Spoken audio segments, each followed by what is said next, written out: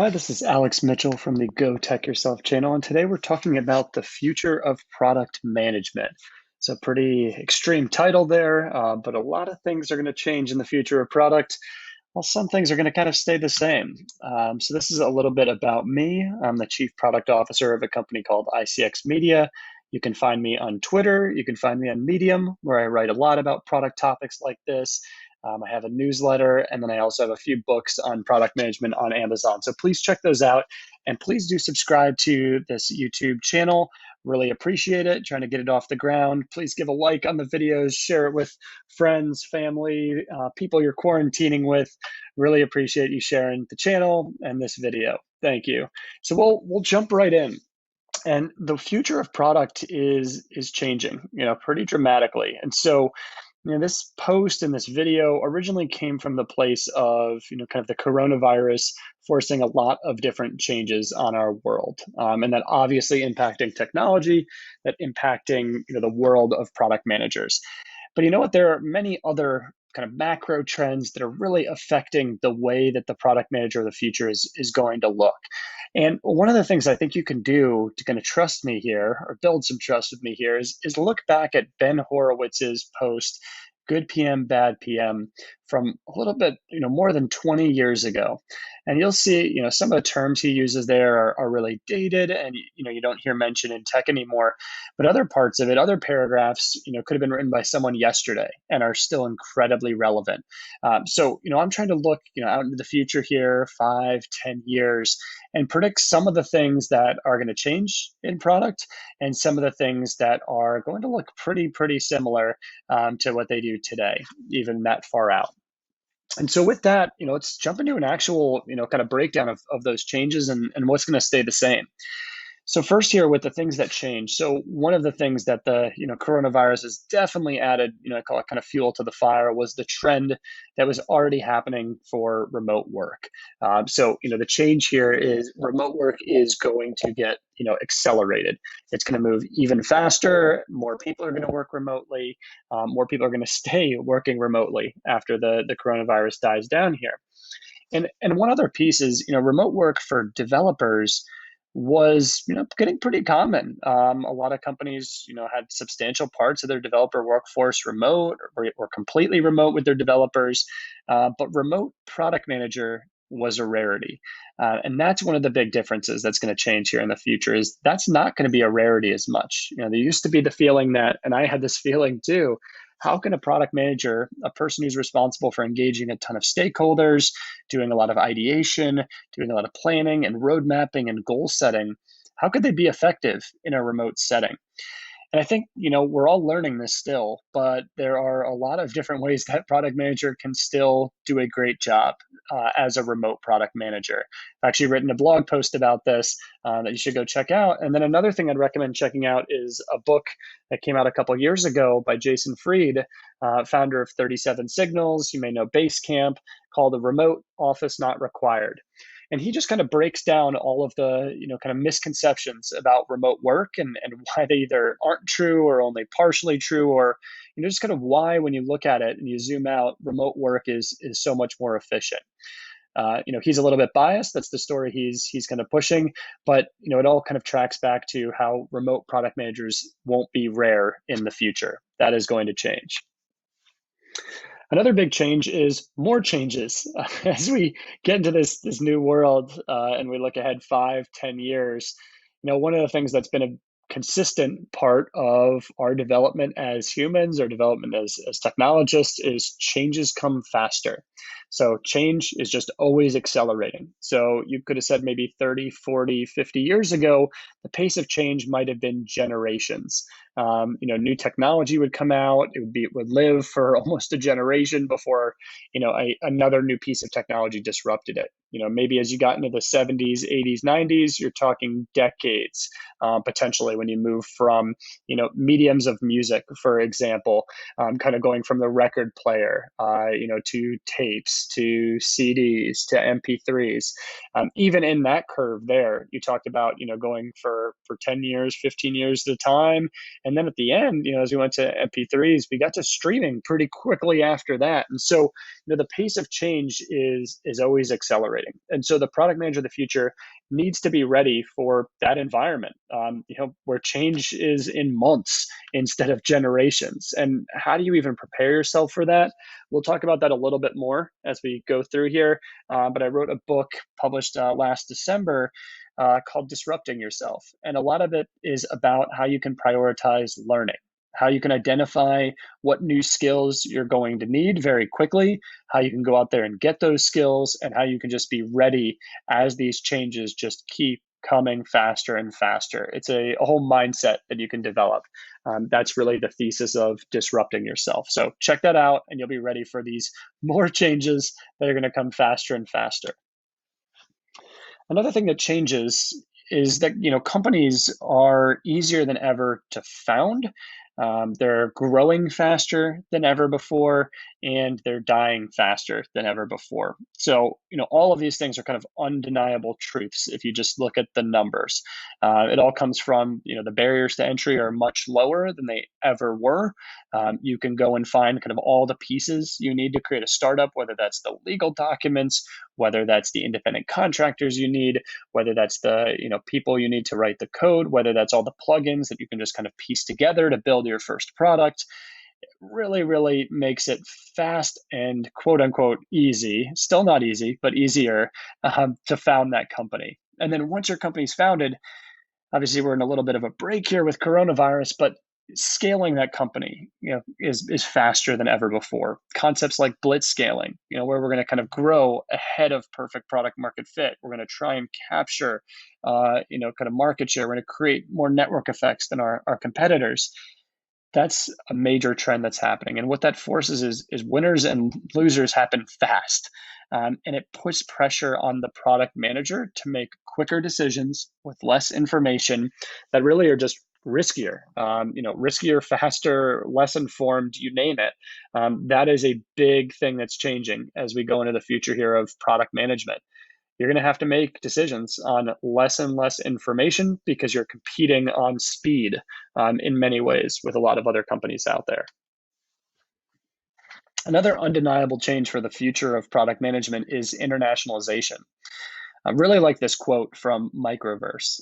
Microverse is a YC startup in kind of the peer coding, code school, and kind of peer code review landscape. So, kind of helping new developers by pairing them with others and helping them kind of work together to improve their skills. And their quote is talent is evenly distributed around the world, but opportunity is not. I really like that quote, and I really believe in it. As you look at parts of Africa or parts of Latin America, you see so much talent that really just hasn't gotten tapped into yet. And so as you look 5 years out, 10 years out of the future of product management, when you combine it with the rise of remote work, I'm pretty confident in saying all product managers in the future are guaranteed to have some elements of diverse and distributed teams. Certainly within the U.S., very, very likely international, reaching into Africa, reaching into Latin America. That's just going to be the best way to work. It is the best way to work now if you can find the best talent around the world and put it together onto your team. It's kind of undeniable that that's better than just finding the people in your local city who are looking for a job, which has kind of been the traditional way. So internationalization only integrates more with the life of the future product manager.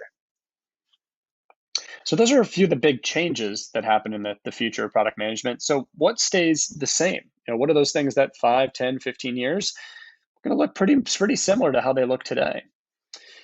So the first one is that great product managers of the future are still going to be extreme generalists is my term. And so what that means is they're going to kind of have enough skills in many, many different areas that they can lean into. They can flex into those areas. They can go very deep. They can learn more in those areas. But really, they're only specialists in a couple. but they're able to identify where they're not a specialist or where they need new skills or where they see new problems come up that need, new education for them. And they're able to kind of jump into those areas very quickly. So extreme generalists with that ability to kind of rapidly specialize.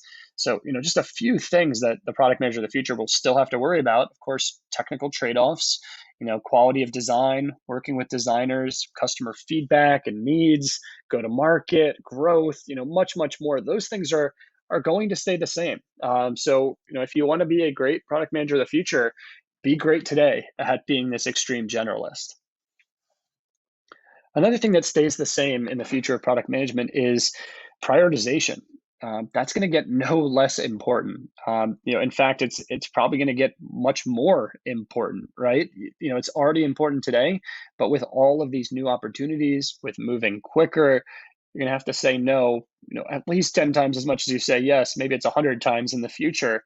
But you really always need to be aware of all these trade-offs, aware of these opportunities, prioritizing in your head before ultimately you communicate to the team or communicate to others.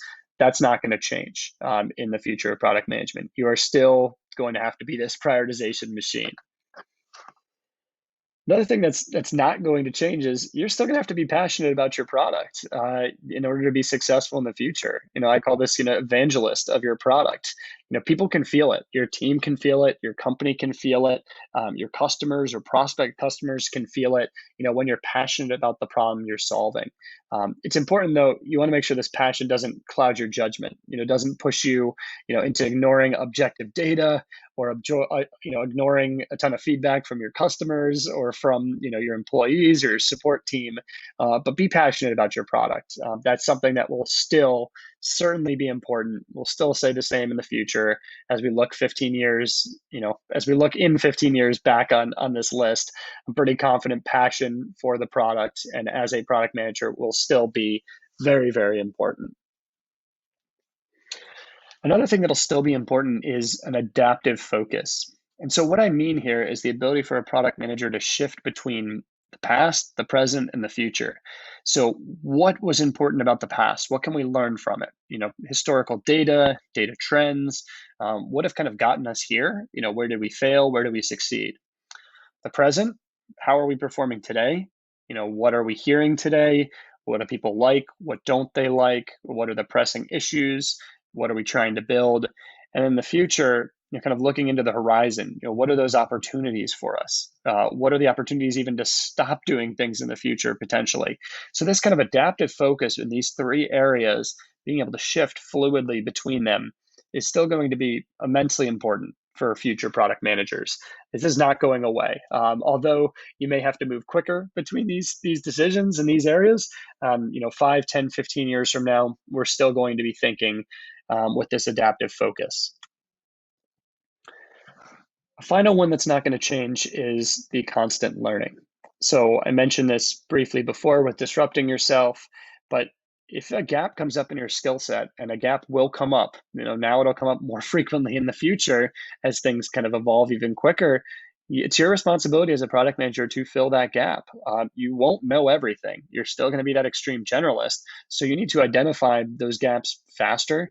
You need to fill them faster. You need to learn faster. The good news is there are better resources than ever and more free resources than ever to fill those gaps.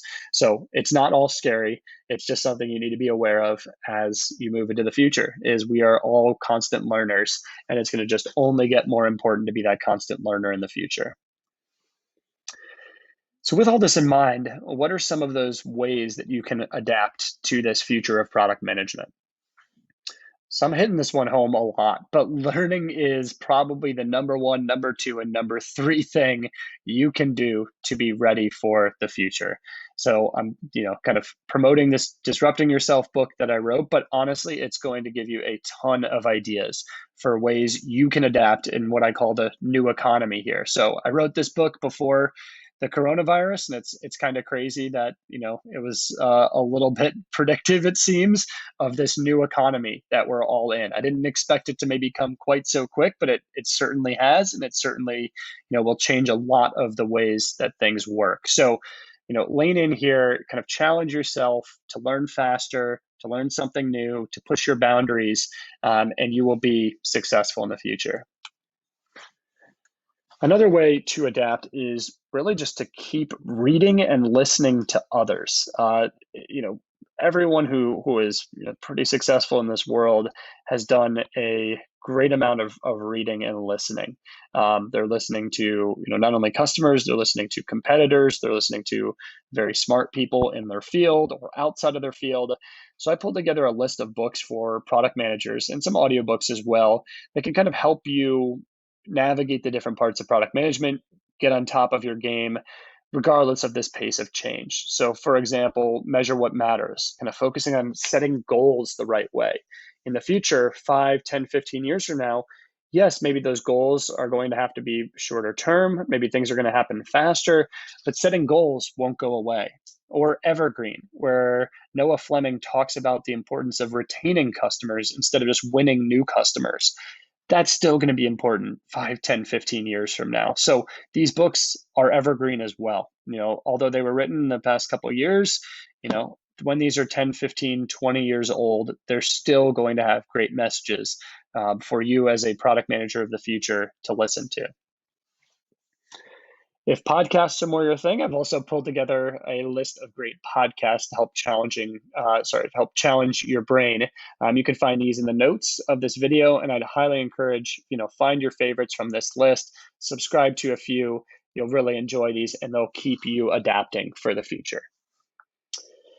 Another great way to adapt is to just keep building, keep trying new technologies, keep building new things with friends and coworkers. That will push you to keep learning faster, to keep aware of the competitive environment. And it doesn't always mean building digital products. That's what the first thing a product manager thinks of is that's what building is. But it can mean building your brand. It can mean what I'm doing right now, presenting to you on a YouTube channel. You can do that. You can write, you can speak at meetups. Those are all building. You're building yourself, you're building your brand, you're building something for the future and building your brain. I've linked in a post here about other ways to kind of build that product manager brand. So check that out. Keep building. That will help you keep adapting. Also, you've heard this from me before if you've read any of my posts or you've listened to my YouTube videos, but finding a great mentor is also a way to adapt for that future of product management. Although your mentor may be older, may have more product experience, more historical product experience, finding that relationship from someone who's been successful in this field, they've seen a lot of change in the time that they've been in the field and can help share some ways that they've managed that change. So find great product managers, find great founders, meet with them in person if you can, or virtually, more common these days. And I've also linked in, if you don't have maybe great connections on LinkedIn or other sources, check out Mentor Cruise or Growth Mentor. I've had great experiences with both. I'm actually on both as a mentor out there to kind of help people tackle new startup ideas, tackle breaking into product management, many different areas. People like me are out there looking to help for either free or very near free. So check those out. Those can definitely be a great way to adapt for the future. So I'd love to hear what you think the future of product management looks like. I've obviously put out a few ideas here on what things I believe are going to change and what things are going to stay the same. But really, I'd love to hear from you in the comments. I'd love to hear from you on Twitter. You can see my handle here. Please share. I really enjoy the comments so far, and it definitely keeps me thinking too. So thanks for listening. Thanks for listening to another Go Tech Yourself production. And please check me out in all these places. And if you didn't, please click that subscribe button. I really appreciate it. And it helps me